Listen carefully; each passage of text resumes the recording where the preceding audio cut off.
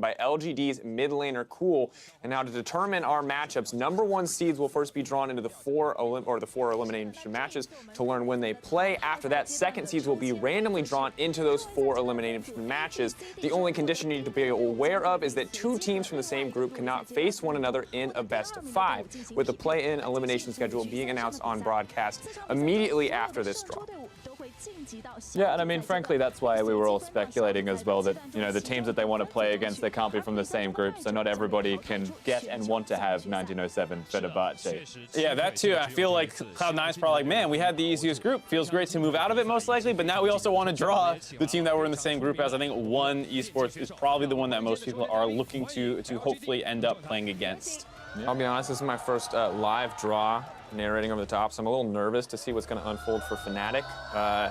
I gotta be, at the end of the day, you know, I'm here, I'm a Worlds representative, but when I go home, I go back to being an EU representative, and I want to be proud of that, and so I'm a little concerned that they may die a really difficult matchup. Yeah, I mean, I don't think they left you with much confidence in that last game. They even struggled the other time as well, having really long series. It does feel like they'll be able to figure it out a little bit more in a best-of-5. And now they are going to be pulling the Pool 1 seeds first. See Cool there on your screen. As handsome as ever. Chinese fans happy to see him. Team WE getting the first seed in it. Of course, where they match up is going to affect furthermore when they draw the pools, all of the Pool 2 seeds after this, to see how they're going to stack up against each other. You can see the bracket there on your screen now as we start to fill it out. Yeah, of course, very funny that Cool from LGD will be able to draw Team WE first. He's been around a few teams, Cool. Very historic mid laner, always making late runs, and he gets C9 next. And the interesting thing about this is that, like, until we see the other teams, it's like, what's he gonna draw? But like ultimately in the context of this, it's hard to say exactly how this is going to affect the matchup. Although technically, when you're drawn third, we now know that you're gonna get whatever the third team is, so it will be curious to see.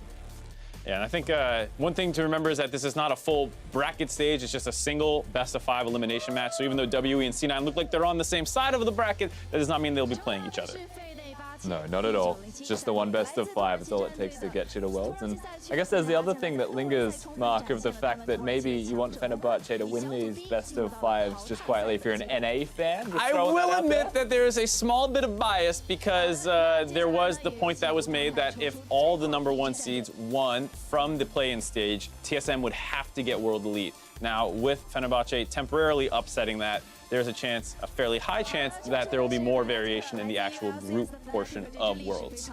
Which does make it more exciting, maybe a little more frustrating if you're in those other 3 teams that have already been seeded in your groups. A lot more uncertainty now as to who is going to show up there, as to who is going to be there.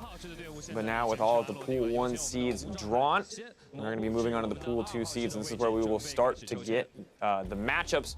Reminder that we will not have the schedule until after everything has been drawn, but still curious to see what the matchups are going to be.